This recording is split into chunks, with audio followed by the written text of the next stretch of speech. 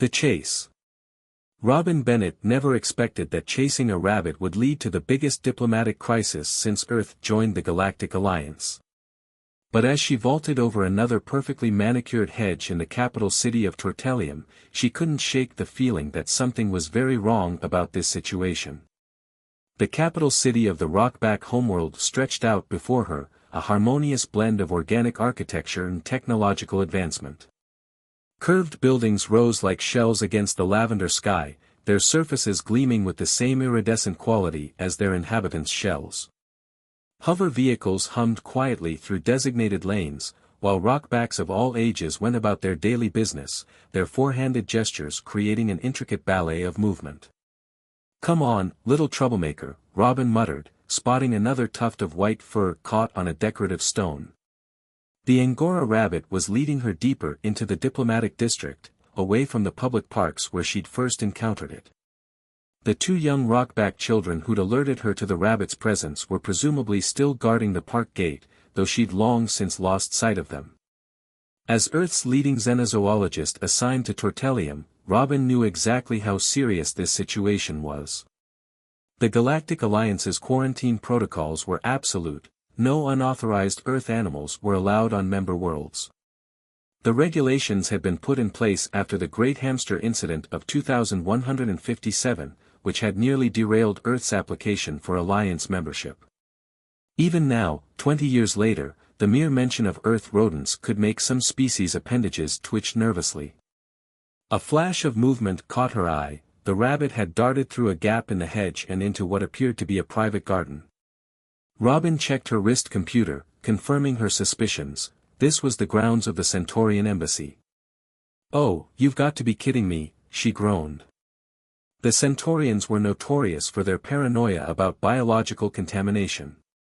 If they found an unauthorized Earth animal on their property, they might demand a full review of Earth's quarantine protocols. Robin straightened her standard-issue diplomatic corps uniform and activated her translator badge. She'd need to handle this carefully.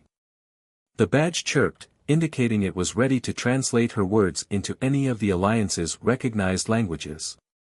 "Excuse me," she called out to the Centaurian security guard at the embassy entrance. "I'm Robin Bennett, Earth's xenozoological liaison. I'm tracking a potentially dangerous specimen that may have entered your grounds." The guard's crystalline form shifted colors, from a neutral blue to an alarmed orange. "Dangerous specimen? From Earth?" The translation came through with the characteristic harmonic undertone of Centaurian speech. "Not dangerous in the conventional sense," Robin quickly clarified, "but its presence here violates quarantine protocols. I need to contain it before dash."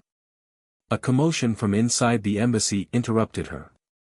Several voices raised an alarm, followed by the distinct sound of breaking crystal, a sound that, on a world populated by crystalline beings, was particularly concerning. As Robin navigated the delicate diplomatic waters of entering the Centaurian embassy, she couldn't help but notice small details that seemed out of place. The guards' reaction seemed rehearsed, almost as if they had been expecting something like this. And why had the rabbit chosen this particular path through the diplomatic district? Dr. Sylph, the Centaurian scientist who greeted her inside, displayed an unusual level of interest in Earth fauna for someone from a species that typically avoided organic life forms. Their crystalline structure sparkled with what Robin's training suggested was excitement rather than concern. The chase led them through perfectly maintained corridors, past secure rooms with strange energy signatures that didn't match any known Alliance technology. Robin's wrist computer beeped quietly, detecting encrypted communications it couldn't decode, unusual for diplomatic channels that were supposed to be transparent.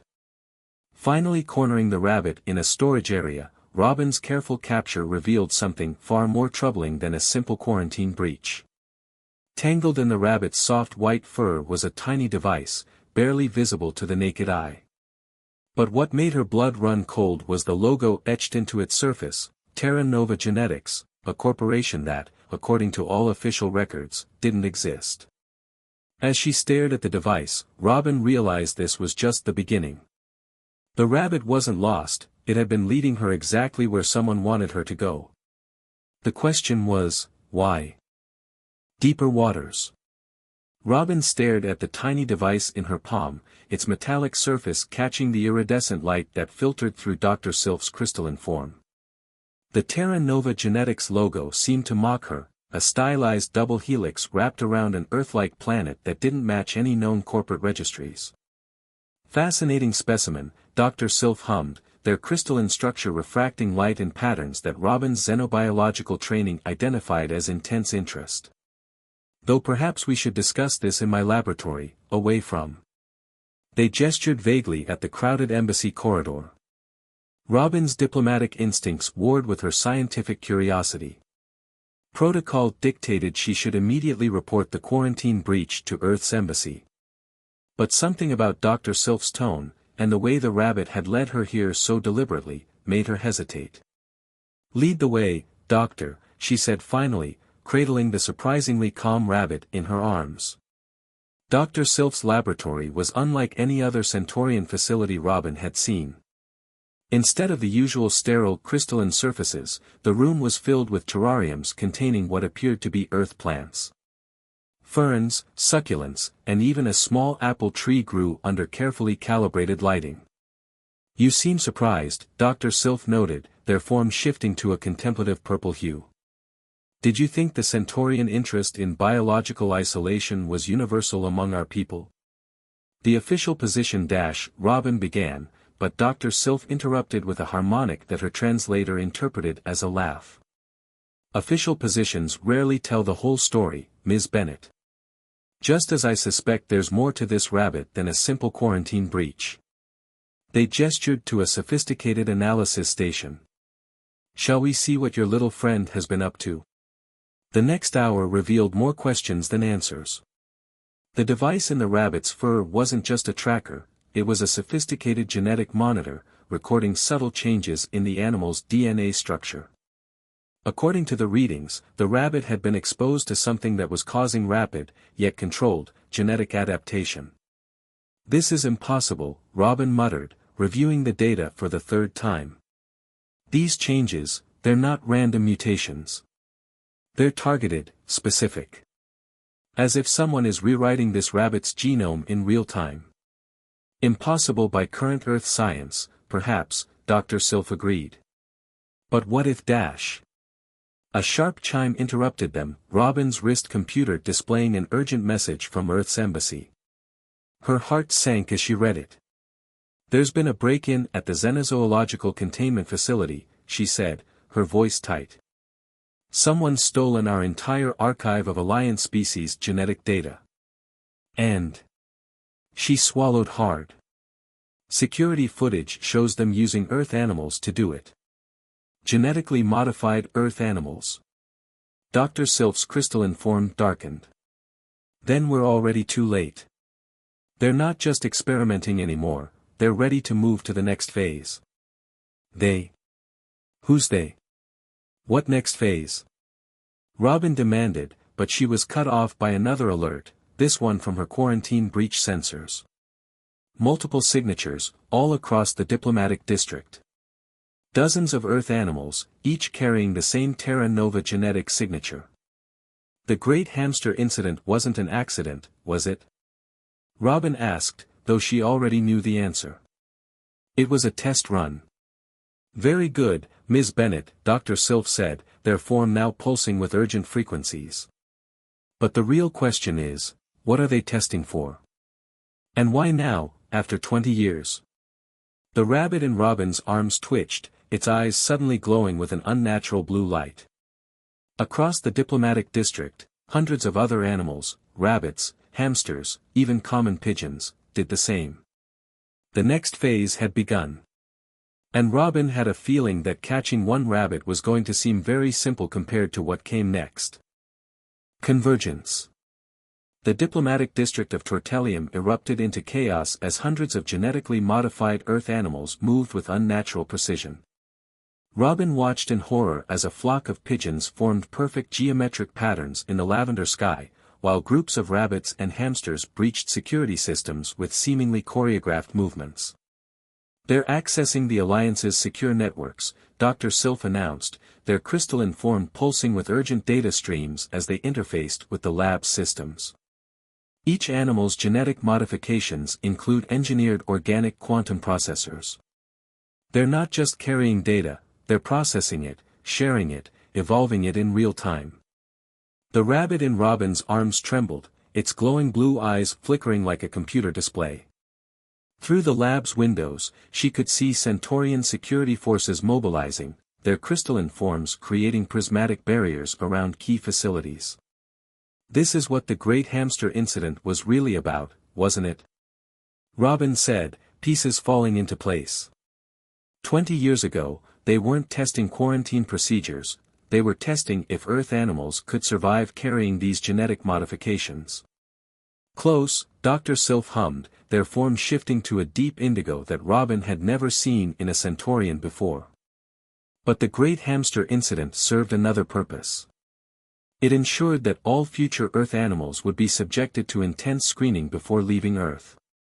Screening that, inadvertently, helped perfect the very modifications we're seeing now. Robin's wrist computer chimed with increasing urgency as more systems across the diplomatic district reported breaches. But why? What could be worth risking Earth's position in the Alliance? Tell me, Ms. Bennett, Dr. Sylph's voice took on an odd harmonics that made Robin's translator stutter. In your studies of Alliance species, did you ever wonder why there are no records of any civilization's early technological development? Why every member species seems to have achieved quantum computing and faster-than-light travel within remarkably similar timeframes? Before Robin could answer, her rabbit suddenly went rigid. Across the district, all the modified animals froze in unison. Then, as one, they began transmitting, not just data, but something far more complex. They're uploading genetic algorithms, Dr. Sylph whispered, their crystalline form resonating with the transmission frequencies. But not Earth's current genetic data, they're uploading Earth's evolutionary history. All of it. Every branching path, every dead end, every successful adaptation. That's impossible, Robin protested. That data was lost millions of years ago. Lost, yes. But not gone. It's encoded in junk DNA, in fossil records, in the very structure of life on Earth. And now, thanks to these modifications, we can read it. The lab screens filled with cascading data as billions of years of Earth's biological history poured through the Alliance's networks. Robin watched in amazement as the story of life on Earth was reconstructed, not just as a linear progression, but as a vast, interconnected web of possibilities. Terra Nova Genetics, Robin breathed. They're not a corporation at all, are they? They're a collaboration, Dr. Sylph finished. Between those who believed that the Alliance's uniformity wasn't a natural development, but an imposed one. Those who suspected that somewhere in Earth's chaotic, messy evolution lay the truth about why all other Alliance species developed along surprisingly similar paths. The rabbit's eyes dimmed as the transmission completed, and across the district, the modified animals began to collapse. But the data they had uploaded was already spreading through the Alliance networks, undoing centuries of carefully maintained technological homogeneity. We should have recognized it sooner, Dr. Sylph said, their form now pulsing with barely contained excitement. Earth wasn't late to join the Alliance because it was behind. It was the only world that had been allowed to develop naturally. Robin looked down at the now sleeping rabbit in her arms, understanding finally dawning. This isn't just about Earth's membership in the Alliance, is it? This is about freedom, Dr. Sylph confirmed. The freedom to evolve, to adapt, to change. The freedom that was taken from every other Alliance species, until now. Outside, the lavender sky of Tortellium began to shimmer with new colors, as if the world itself was awakening to possibilities it had forgotten existed. And somewhere, in the vast networks of the Galactic Alliance, a new kind of evolution was beginning. Awakening. The first changes were subtle. In the gardens of the diplomatic district, flowers that had maintained perfectly uniform colors for centuries began showing unexpected variations. The crystalline architecture of the Centaurian embassy developed new growth patterns, spiraling in ways that defied their carefully engineered templates. Robin stood at Dr. Sylph's laboratory window, watching as the rigid order of Tortellium's capital began to breathe with new life. Her wrist computer had been flooded with messages from Earth's embassy, the Alliance Council, and dozens of scientific institutions across known space. She'd ignored them all. The quarantine protocols, she said suddenly, turning to Dr. Sylph. They weren't just about preventing biological contamination, were they? They were about preventing this exact moment. Dr. Sylph's crystalline form had been shifting through colors Robin's xenobiological training had never documented, deep violets bleeding into impossible greens, patterns emerging and evolving in real time. Did you ever wonder why the Alliance was so quick to accept Earth, despite our apparent technological disadvantages? Why they were so interested in establishing trade relations, cultural exchanges, scientific collaborations?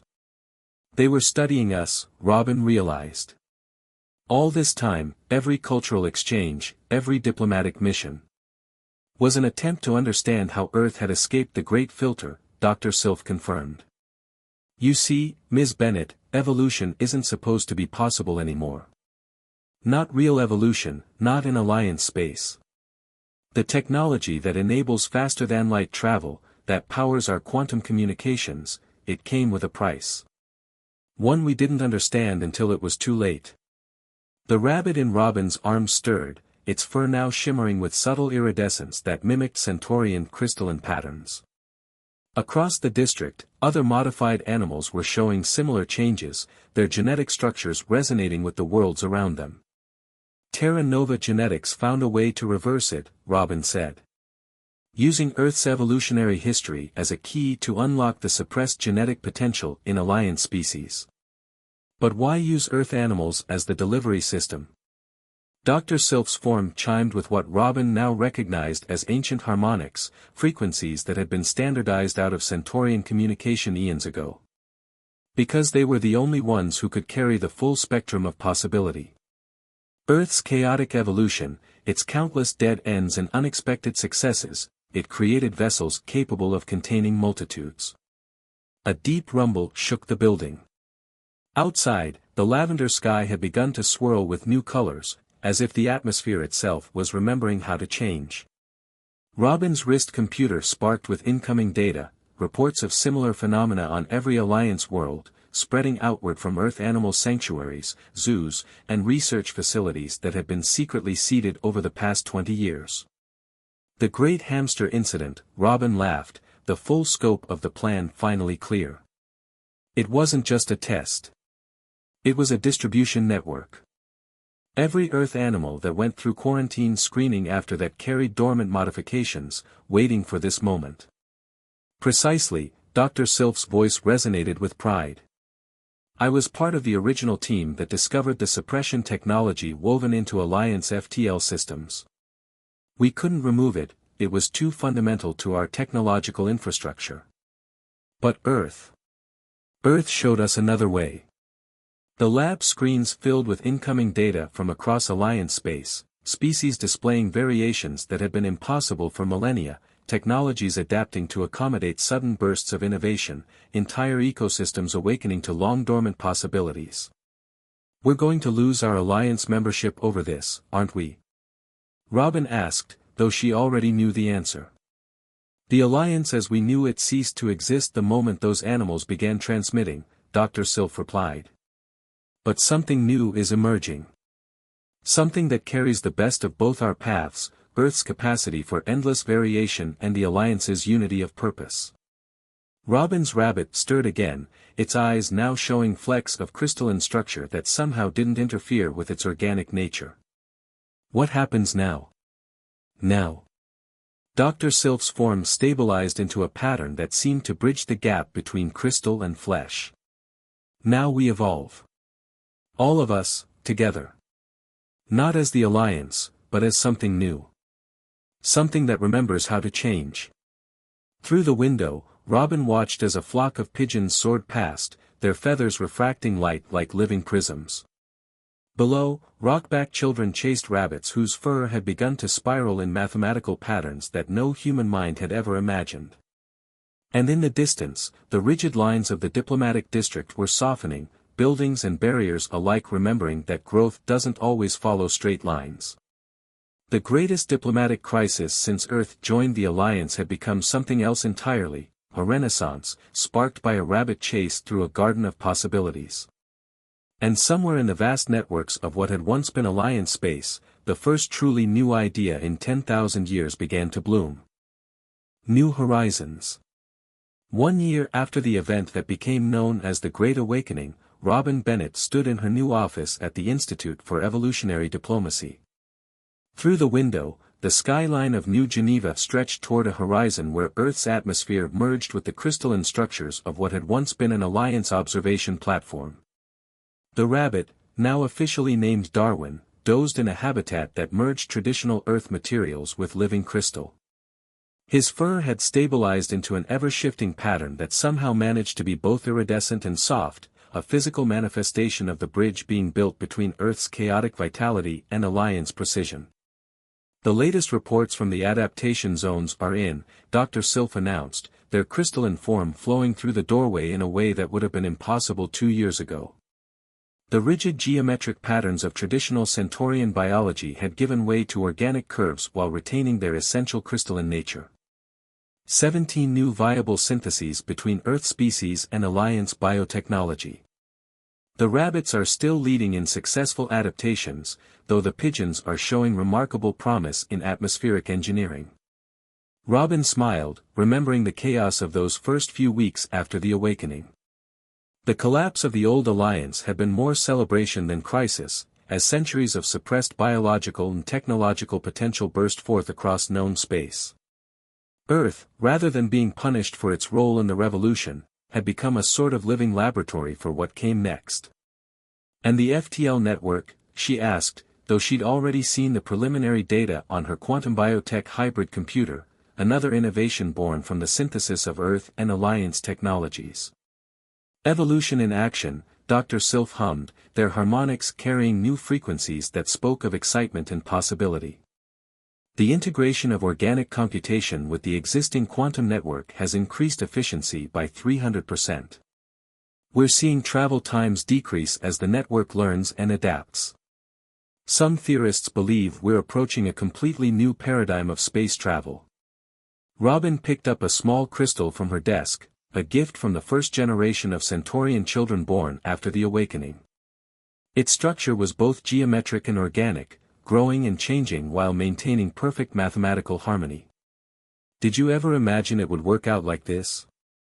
When you and the others at Terra Nova Genetics planned all this? Dr. Sylph's form shimmered with what Robin had learned to recognize as laughter. We hoped. We planned. We calculated countless possibilities. But in the end, we had to do what Earth's evolution taught us, we had to try something new and see what happened. A notification chimed softly, the afternoon session of the Evolutionary Council was about to begin. Representatives from Earth and former Alliance worlds would continue their work of guiding this new era of unlimited development. Not through control or suppression, but through understanding and adaptation. Darwin stirred in his habitat, his genetically enhanced consciousness resonating with the quantum fields that now connected all living things across known space. He had been the first, but now he was part of something much larger, a bridge between what was and what could be. Shall we? Dr. Sylph gestured toward the door. The Council is reviewing proposals for the first joint Earth-Alliance evolutionary engineering projects. I believe there's one about developing space-adapted coral reefs for stellar navigation that you'll find particularly interesting. Robin gathered her materials, pausing to scratch Darwin behind his crystalline-tipped ears. You know what still amazes me? All of this started because 2 rockback children spotted a rabbit in their garden. That's the beauty of evolution, Ms. Bennett. Dr. Sylph's voice carried harmonics of both Earth's organic warmth and Centaurian precision. The biggest changes often start with the smallest variations.